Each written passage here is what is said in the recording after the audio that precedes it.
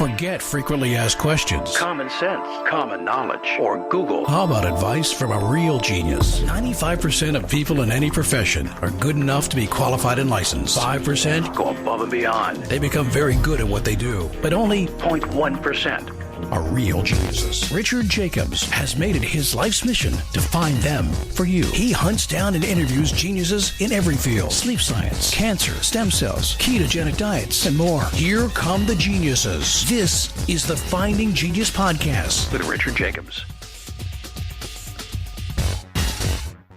Hello, this is Richard Jacobs with the Finding Genius Podcast. I have Dr. Jack Kruse and Daniel P. Huber of Lucia Eyes, LuciaEyes.com. So guys, thanks for coming. How you doing? No problem. How are you? Good. Good, Richard. Thank you for having us. Yeah. Well, tell me about Lucia Eyes. What's the premise of the company? So the reason we wanted to have Dr. Kruse on was a lot of the stuff that he teaches on his website, jackkruse.com, is where we came up with this idea. I'll give you a brief background. In 2011, as a 45-year-old, I was playing soccer every week with 20-year-old kids in an open division and doing kickboxing and jiu-jitsu 3 times a week. Wow. And after moving into a house, a year later, I had gained 40 pounds, had high blood pressure, my vision was going bad, I had headaches and brain fog and fatigue, sleep apnea, all kinds of digestive issues. We really couldn't figure out what was going on. Went to about 6 different doctors. And finally in 2015 here in Texas, we had been going through a drought. In 2015, we had a lot of rain. We figured out we had mold growing under our house. And the mold had made me really sick, causing a whole bunch of health issues. And after going to about 5 or 6 different doctors and being told, you're just getting old, it's in your head, you're crazy, I stumbled onto Dr. Kruse's website and started looking at some of the protocols and things that he put in place. And one of the big things he promotes is, among other things, is blocking blue light. So we started changing out light bulbs in the house and getting rid of the LED lights and compact fluorescent bulbs and going back to incandescent bulbs that were tinted either yellow, amber, or red. But that wasn't doing enough. We started wearing blue blocking glasses. And my wife and I have been married for a long time. We have 7 kids. Wow. And trying to get the kids, especially the teenagers, to incorporate these new behaviors in blocking blue light and getting them to agree that their screens were causing some kinds of issues for everybody. They wouldn't wear the ones we could get off Amazon, and the other ones that were out there didn't have many frame styles for children, especially women. We decided, my 17-year-old daughter and I decided to start a blue blocking glass company and incorporating a lot of the things that I'd like you to ask Dr. Kruse about with blocking blue light. We saw a hole in the marketplace for families and especially for children. So our target is protecting children and families' eyes from the harmful exposures of blue light. It'd probably be wise for me to stop talking and let Dr. Kruse talk about the science and the medicine behind what blue light does and why it caused so many health issues with me and the mold exposure. Yeah, no, that's great. I mean, I have 3 kids myself, and they're on the devices and, late at night, and it messes up their sleep. And my wife and my youngest, the eye doctor told them they have very little pigment, I guess, in their eyes. So they're very sensitive to, light in general. So I'm glad that we're having this call because I'm probably 100% certain that we need you guys' stuff too. So yeah, so let's get into it. Maybe Dr. Kruse, you can kind of explain the mechanics behind it. Well, I mean, the key question is, you have to understand blue light by itself is present in the sun, but it has 6 other colors with it. And it turns out that blue light has to have its antidote. Within the sun, that's present. Red light is always present when blue light's present in nature. It turns out with our artificial devices, specifically screens, default factory settings are set for something called color temperature. Color temperature is 5750 for most screens. That's consistent and congruent with solar noon. So that means every time your child or you look at a screen that is not protected, your brain gets the message that it's solar noon. And that screws up the circadian mechanisms in your eye. One of the things that you just said about your own kids that's quite interesting is if the pigment is reduced in the eye, that pigment is actually stimulated by full spectrum light, specifically light that has both UV, blue, and red in it.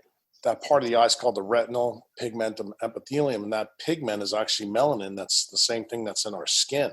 And generally, when you're blue light toxic because you're using too much technology, you have multiple different risks, but all of them stem from lowered melatonin levels in the brain. And it turns out when melatonin levels are lowered, we also know that dopamine levels are lowered. That leads to psychological problems. It also leads to hormone problems because dopamine is one of the guardians of the pituitary gland. Melatonin happens to be a guardian for organelles in your cells that actually make all the energy in your body.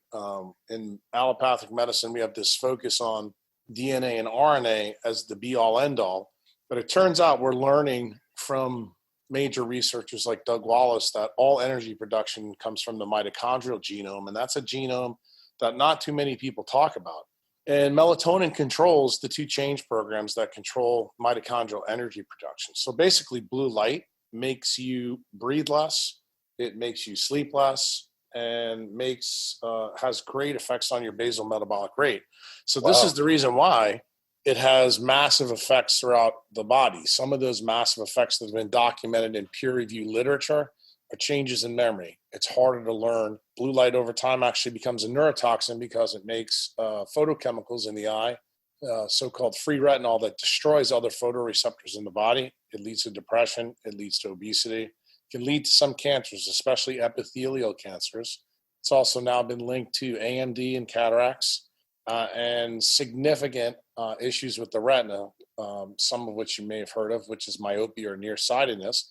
That's the reason why people in Asia who use a lot of screens, 96% of people below the age of 25 wear glasses from myopia. So you can see the effect is widespread and it's global, and it's getting worse every day because since 2010, we now have children, which is really Dan's focus, that have never grown up in a world like Dan and I grew up in, or as you grew up in. And the reason why this is a big deal is blue light, as it stands by itself, is much more dangerous to brains that are not fully myelinated. And many people don't realize, I'm a brain surgeon. That's what I do in my day job. Kids' brains don't fully myelinate until 25 to 28 years old. So if you constantly irradiate their brain without protection, you are going to cause some significant nonlinear collateral effects down the road. And for any of your listeners who've actually watched the recent documentary called The Social Dilemma, this is borne out and laid out in there how algorithms and blue light actually can change the substance of what a person believes, thinks, actually how they present disease. Really? This is crazy. Is it enough, for instance, on devices for family members to use like F-Lux, so it's more of a reddish profile in the evening hours? Or is that just a start? Like what? I think F-Lux is a start. It's good because it's free and it's cheap. The problem that I have with F-Lux, there's another effect of blue light from screens, or really light from screens, which is called flicker. So the better software than F-Lux is something called Iris. Iris software is probably where everybody should start. Unfortunately, Iris and F-Lux are not available for TV screens.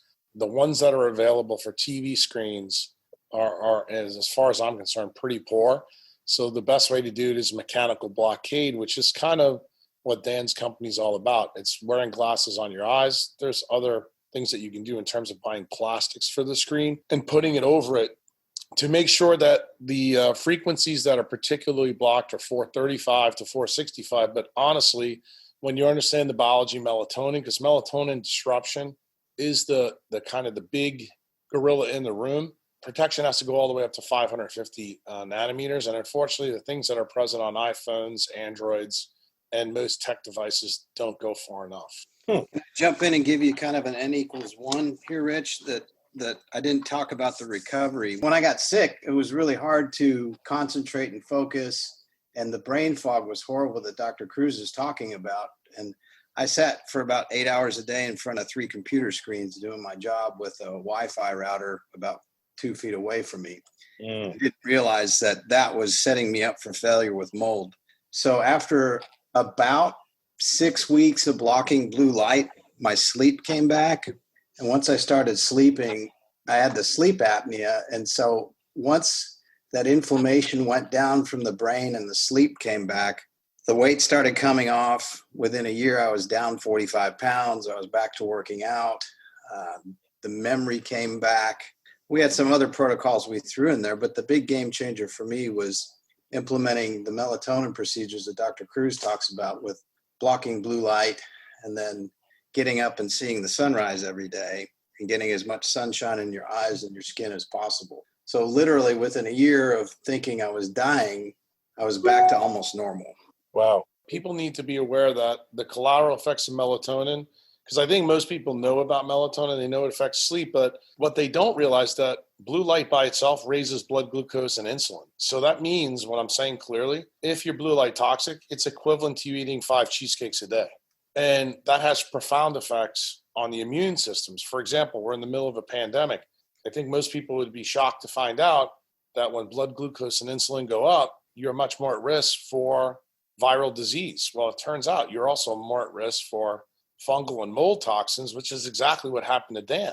And this is an aspect of the COVID-19 epidemic that very few people have wanted to talk about. Unfortunately, I've talked about it multiple times on Twitter.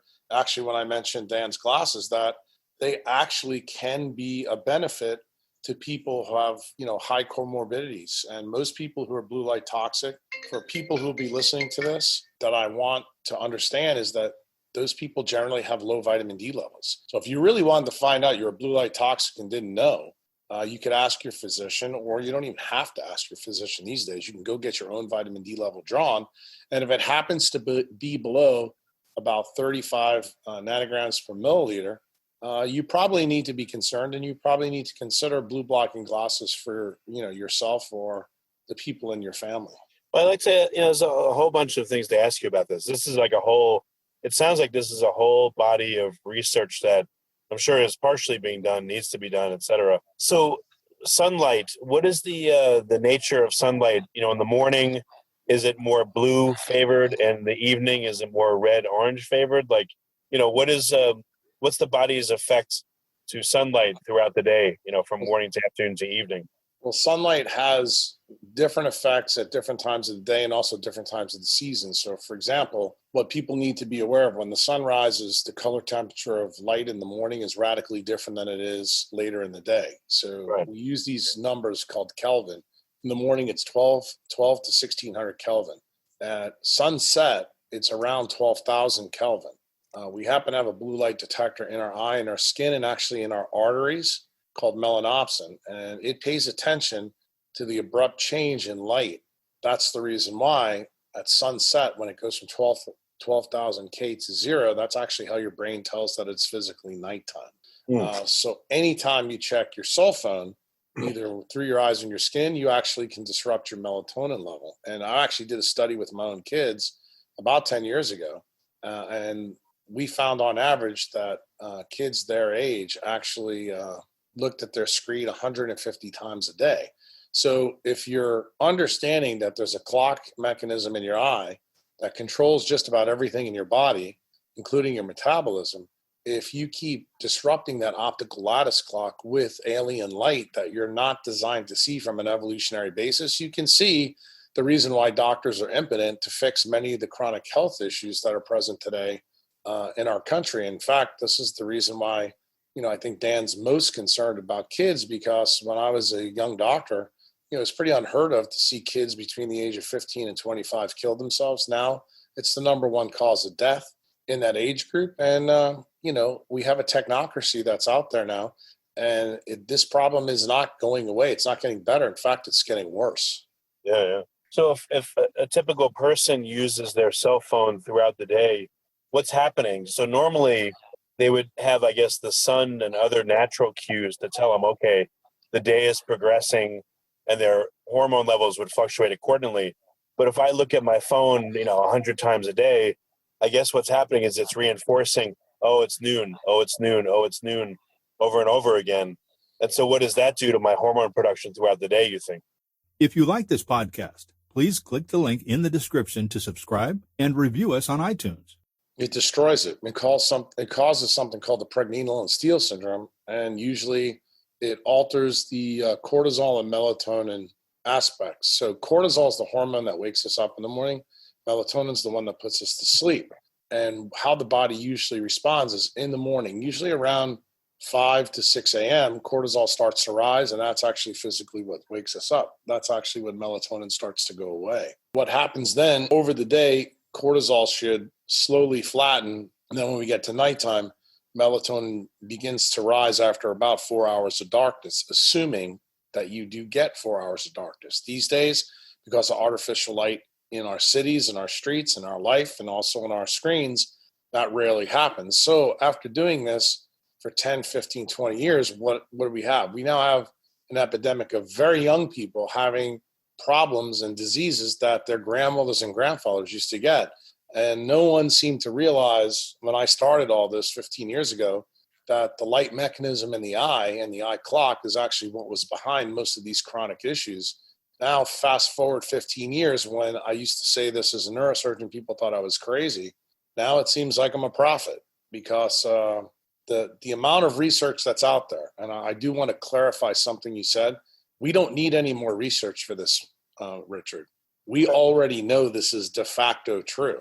The problem is we need people like you and your program to get this message out that people need to really mind their screen time just as they mind their diet and exercise, because the fundamental belief that people have out there is if they decrease their calories and exercise that they can lose weight is fundamentally false now that we know that blue light can mimic exactly what food does, because light is a drug. And for people who don't believe this is the case, I will remind them, and I always remind them, that the entire food web on this planet is made by photosynthesis. Photosynthesis is the light described process. Basically, chlorophyll in a leaf stops light from the sun. When light stops, it creates things with mass. That's what an apple fundamentally is. People forget these basic concepts, and they especially forget it when it's associated with technology. So, I have a duty as a surgeon to teach people how these things work, because when I was in medical school, unfortunately, these things it was not a big issue. The only screens that we had then were black and white and color TV. Now screens are ubiquitous, and I venture to say that we've changed the electromagnetic spectrum more on planet Earth than we've done any single thing really in all of healthcare. And to this very day, to this very podcast, people are ignorant of this fact. Yeah, side note, Richard, just when I said I lost the 40 pounds, I didn't change my diet or exercise. And a couple other quick little tidbits for parents with kids. So, our kids would complain at bedtime and fight and all that stuff. Mm-hmm. We changed the light profile in our house and started the blue blocking glasses. By 8:30, 9 o'clock, they're all ready to go to bed. And when we say it's time to go to bed, they go. And they all wake up without any, unless we've had like a birthday party or something. But by and large, they get up on their own between 6:30 and 7:30 every day without alarm clocks. And then the behavior modifications that happen, there's, I'd say 5% of the tantrums and blow-ups. The kids' moods are better. They're happier. They're more compliant, easier to get along with. Not that we had bad kids before, but no, I understand. Yeah, I understand. The frustrated children have gone down by 90-95%. I also want to be clear with you, Richard. The documented proof that white LED light and fluorescent light causes spikes in blood glucose and insulin should be very clear that there's at least 6 papers out that take that process all the way through. If you follow my Twitter feed, that picture is present with those papers on it. So people will be very clear that this process is not hyperbole. It's not Dr. Jack Kruse's opinion. This is biologic fact. It's just not well-known fact.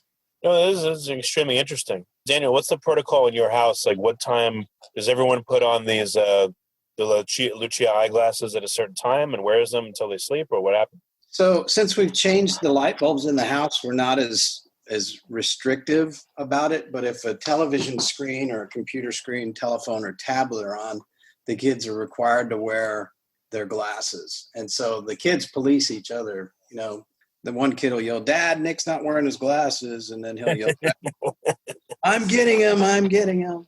So it's now like anything, any kind of change with kids or with anybody, it just takes a little bit of time. And once they get used to it, it's fine. And the glasses we have are cool. They have all good styles. My 17-year-old daughter helped design and pick out all the styles and the frames and the website. Oh, nice.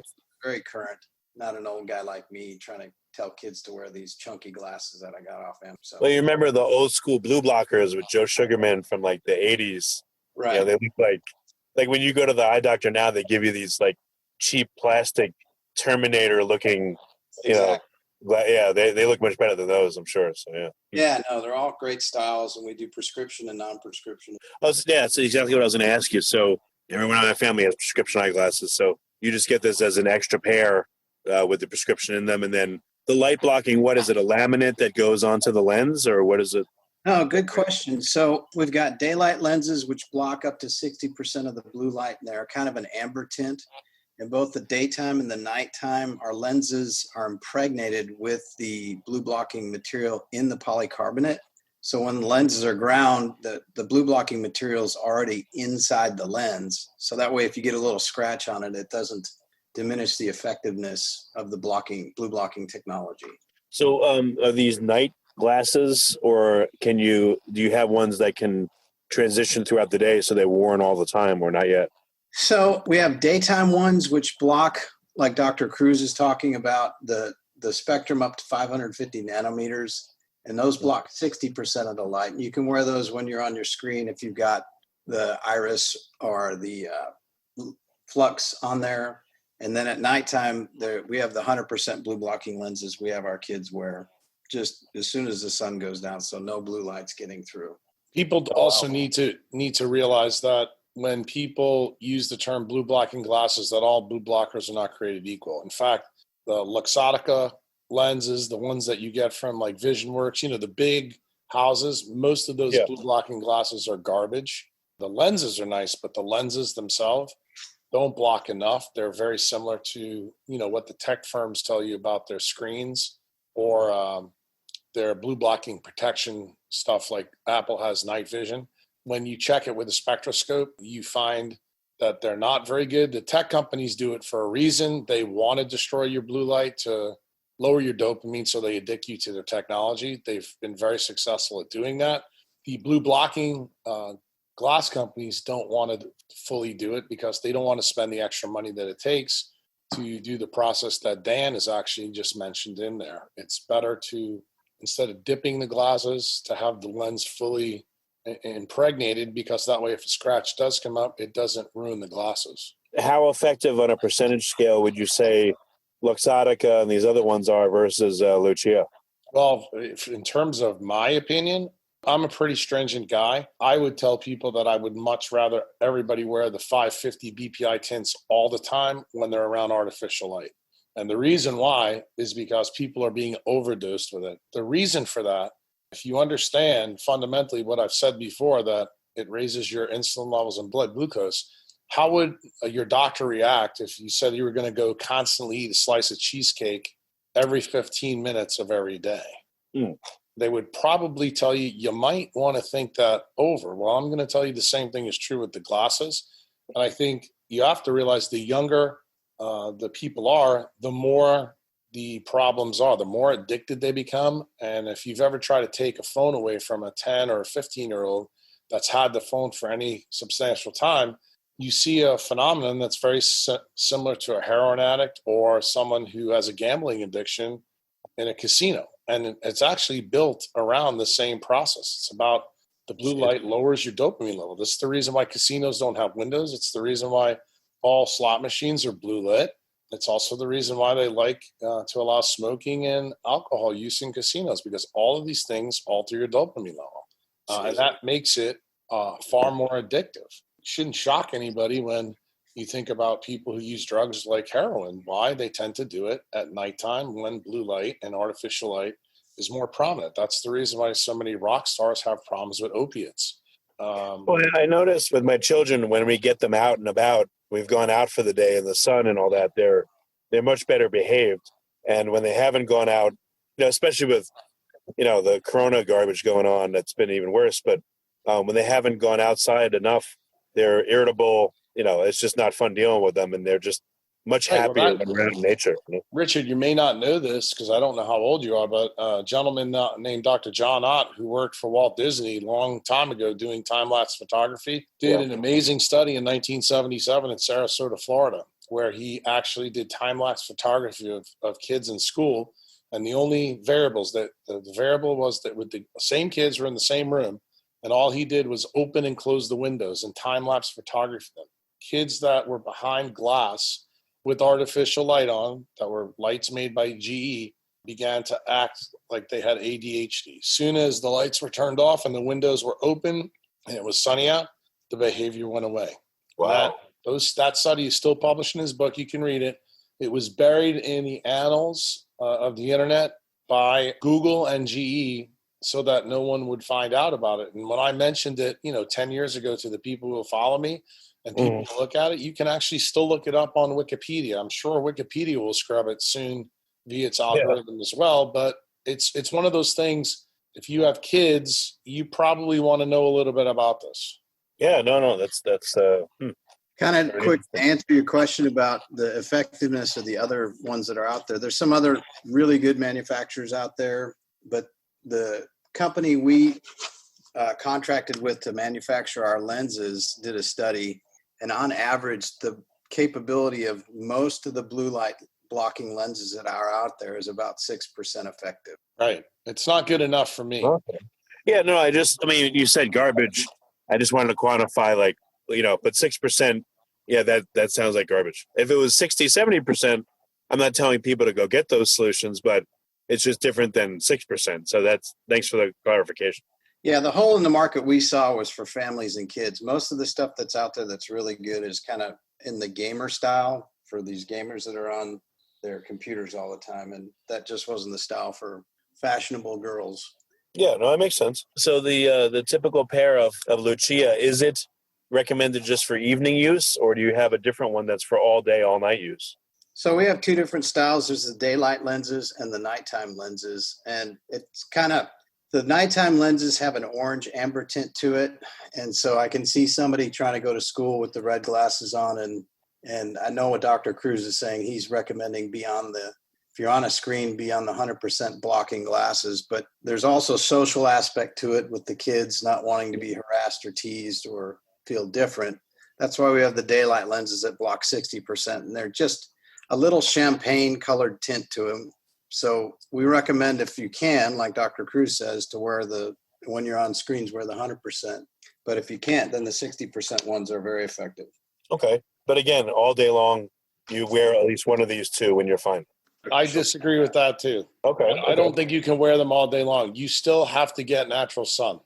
And if you don't get natural sun, when you're outside, if your job requires you to be in front of a computer, like Dan did for 7-8 hours a day, every 5 minutes, or I should say 5 minutes for every hour, you need to get out in the sun. You need to let your brain know really what time of day it is and to let it sense the sun. That's a big mistake. The easy way to do it in your car is just roll the windows down, put the glasses on the bridge of your nose. You probably won't need to wear the glasses when you're outside at all.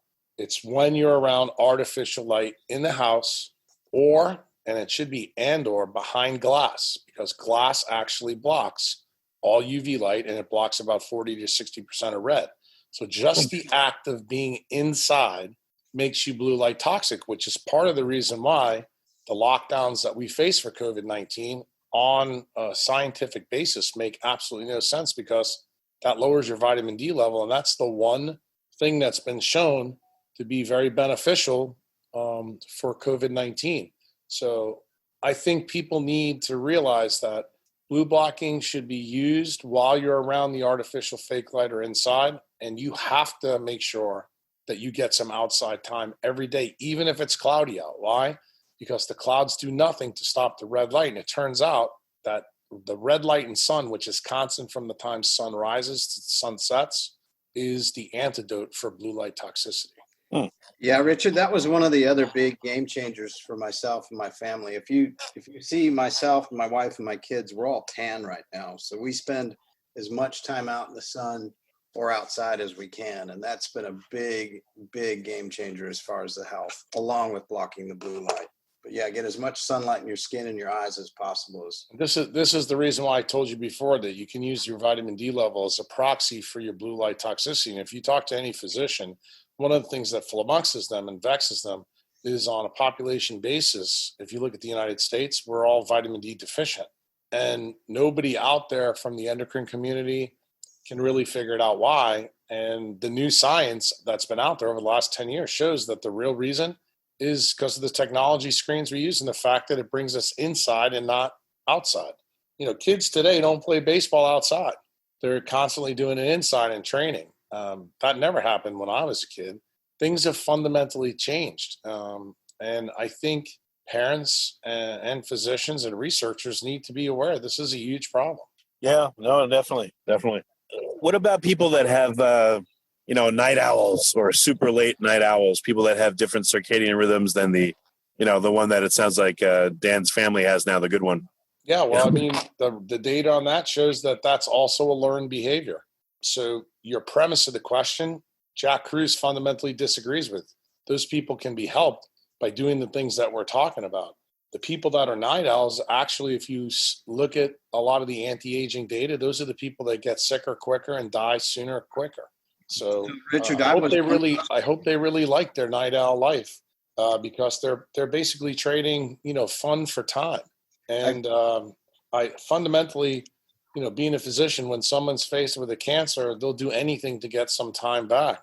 Yeah. And I'm not making light of this. I'm being dead serious about it. I think people need to be much more aware of their light environment because it's something they can easily control just by simple behavior changes.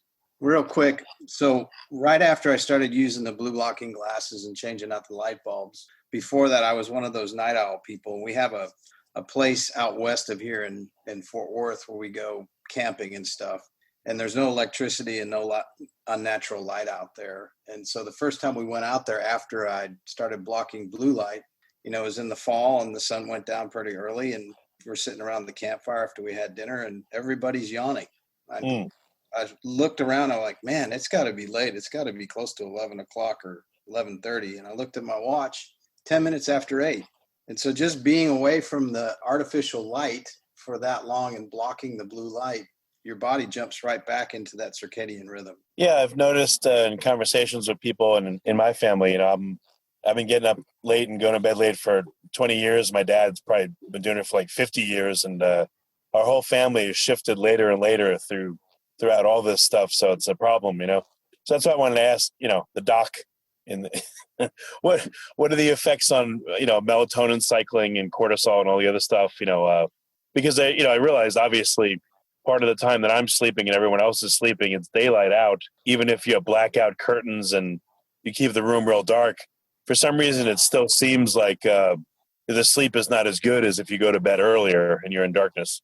Darkness. Well, I mean, you got to remember that actually one of the things that people are shocked to hear is that actually AM light actually is what stimulates melatonin production. It's just not released until the dark goes out so that it becomes active. So if you never sense that AM light in the morning, you're going to have a massive problem. And when you add in the blue light toxicity, this is the reason why people get diabetes. It's the reason why people are getting Parkinson's. It's the reason why people are getting Alzheimer's. It's the reason why people are getting sicker with diseases their grandmother used to get now in 20, 30, 40 years old.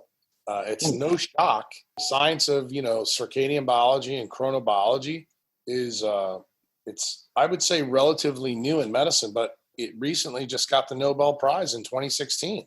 So when people say that we need more study, we actually don't. What we really need is podcasts like you and people like you to understand kind of what's already been done. The things that we've believed about disease in the past actually are no longer true because we found new data and new methods that should replace our old beliefs. Many people believe that, carbohydrates are the single cause of diabetes. I just explained to you that blue light and insulin raises insulin and blood glucose. You do that long enough, you're going to wind up being a type 2 diabetic. We have a massive problem with that in the United States. Same thing is true with obesity. We also talked about the opiate crisis. These are all big, huge medical issues that are present, but for people to act like this is not related to the light environment that, we've built as a society because of technocracy, I have to be honest with you. To me, that's pseudoscientific, and I kind of shake my head as a physician. We need to do better teaching of the populace and need to realize that the things that they think are really good for them in a lot of different ways have a really nefarious side. A good experiment, Rich, to do would maybe once you get your blue blocking glasses from me, try a week seeing the sunrise every day. I bet you a crisp $100 bill that your sleep cycle changes. That's a huge effect. I mean, when people sit in front of the TV and they put them on, they'll notice almost immediately within a half an hour, they start to get tired. And this is even somebody who's got significant eye changes already, like pupil changes, blink reflexes altered. People who wear sunglasses, that they're probably the people that do spectacularly worse because they're sensitizing their eyes to blue light by wearing the sunglasses. So, What do you mean they're sensitizing their eyes to blue light? Why? Well, it's very simple. I'll give you an analogy so you understand it. When you came out of your mom, Richard, did you have sunglasses or any clothes on your body? The answer is no, right? So let's take the thought experiment a little further. Maybe I should have been born with a mask. Maybe that would be a great idea too. Yeah. I come to your house and me and your wife plant a orange tree in the backyard, and your kids come out and put water and nutrients in the ground to help the plant out. And then your dad, who's been doing what we're talking about not doing for 50 years, comes out and put a tarp over the tree.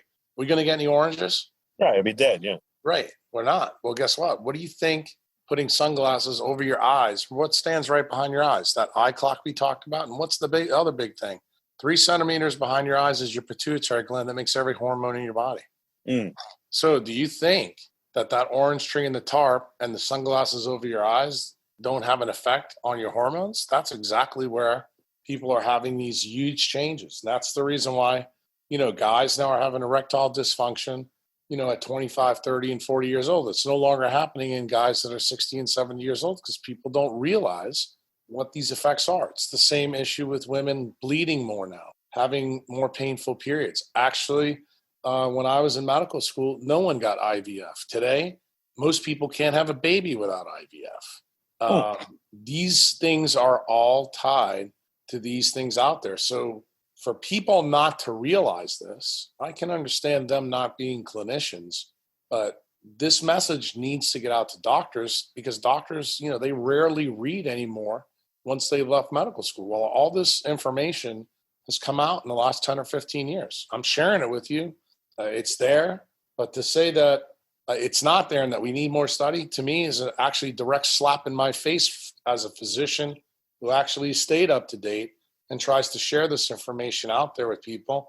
I'm just appreciative of people like Dan that has decided to take some of his own money and do something to help these kids, because the kids right now are the ones that are being demolished by this. Yeah. I wasn't saying that there's no conclusions and we need more study. I was just saying that there's a lot to look at. So, I'm not aware of all the literature on it. And I can tell you one thing, and I've done about 2,600 plus interviews with a lot of scientists. So it's incredibly rare that I hear anything beyond we don't know when I ask most of my questions. So your knowledge on this is a lot more definitive than a lot of people I've spoken to, just so you know.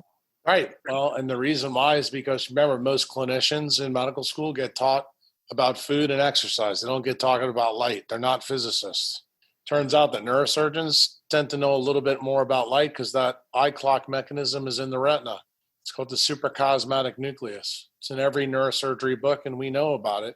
When I went through school, we didn't know as much about it as we know now. And like I said, the Nobel Prize was given for it just in the last couple of years. Generally, it takes 20 to 25 years for clinical research for laptop research to hit the clinic. Well, it turns out that in this area, that's not so true. It's hit clinical medicine pretty fast. We now have NFL teams utilizing red light therapy to offset the blue light toxicity tied to traumatic brain injury. So that's an example where it actually has fast forwarded to the clinic because we don't have any answers for some of those diseases. I'm hoping that it begins to come to light quicker. I thought COVID-19 would be one of the things that people would be stunned at when I threw tweets out there left and right telling people that, blue light raises blood glucose and insulin. Those things are well known in the immunology literature to stimulate higher risk for viral infections. But you'd be shocked at how many doctors out there don't even know that.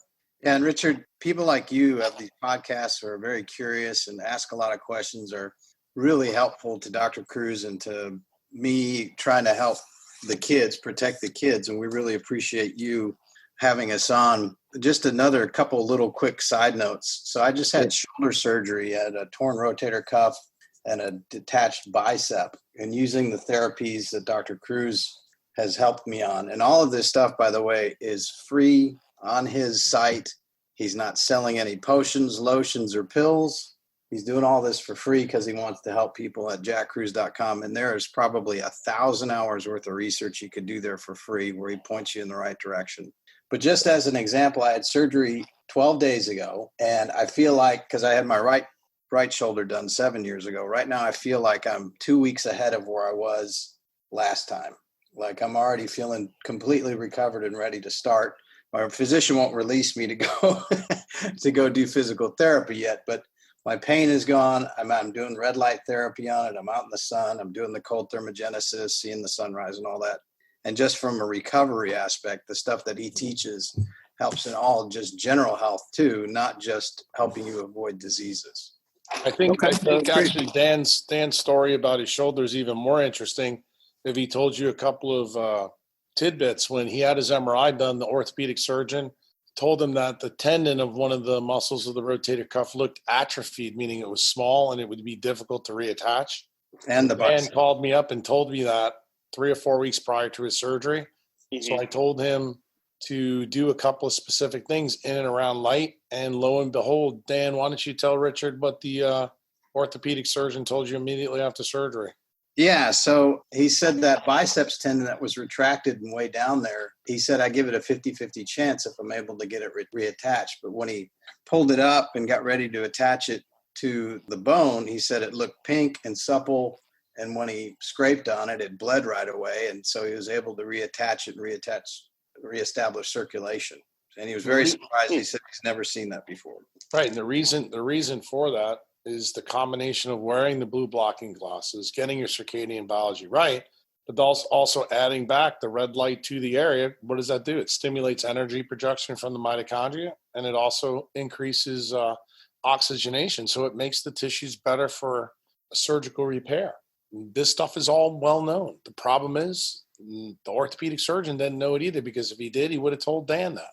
And I'm the one that told Dan that. And I'm telling you that because I want everybody who listens to this to know that these are things that they can do at home without a prescription pad, without much money. All they have to do is take what I told them, research it for themselves, and then use it for themselves. Nothing can make me more happy than doing that. Well, all right. So if you would, so we need, resources for listeners. So will you send me a few papers? We can attach them to the show notes, or just telling people to go Google stuff usually, it may not work as well, and some papers will be on paywalls. So I don't know if you have that, or, what are some resources in addition to them going to Lucia Eyes for listeners?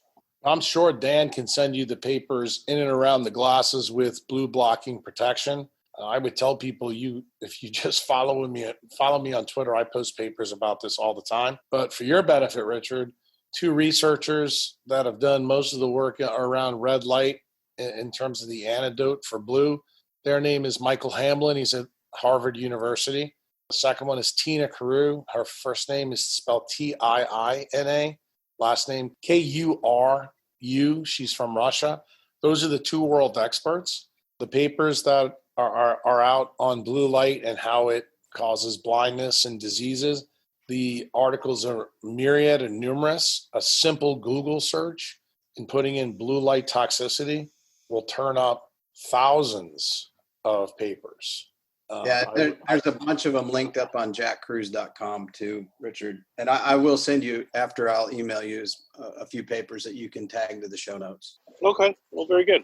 And then again, of course, we want listeners to go to Lucia Eyes, and I'm sure you guys work with, you can take a prescription in and make the glasses for people. And, how long between someone contacting you and ordering them do they get them right now?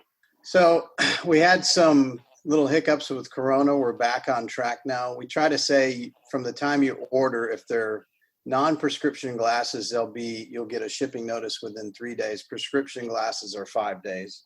Oh, that's not long. Okay. Yeah. Okay. And I'll get you a coupon code for your listeners here. It'll probably be Genius 10, but I just want to make sure we haven't used that before. So I'll get it to you so you can have it in the show notes, so all your listeners can get a 10% coupon. We should do a password for the episode. We'll say, what's Dr. Kruse's favorite color? And that'll be the password to get into it. Just kidding. That's a great idea. So, well, very good, guys. Thank you for coming, and I appreciate it. I've got a lot to look up and research and kick my own butt and my family's butt to get them going in the right direction. So I'm glad I spoke to you very much. And yeah, we are too. Thank you very much for having us. Take care, Richard. It was nice meeting with you. If you like this podcast, please click the link in the description to subscribe and review us on iTunes. You've been listening to the Finding Genius podcast with Richard Jacobs. If you like what you hear, be sure to review and subscribe to the Finding Genius podcast on iTunes or wherever you listen to podcasts. And want to be smarter than everybody else? Become a premium member at findinggeniuspodcast.com. This podcast is for information only. No advice of any kind is being given.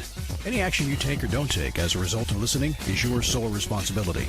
Consult professionals when advice is needed.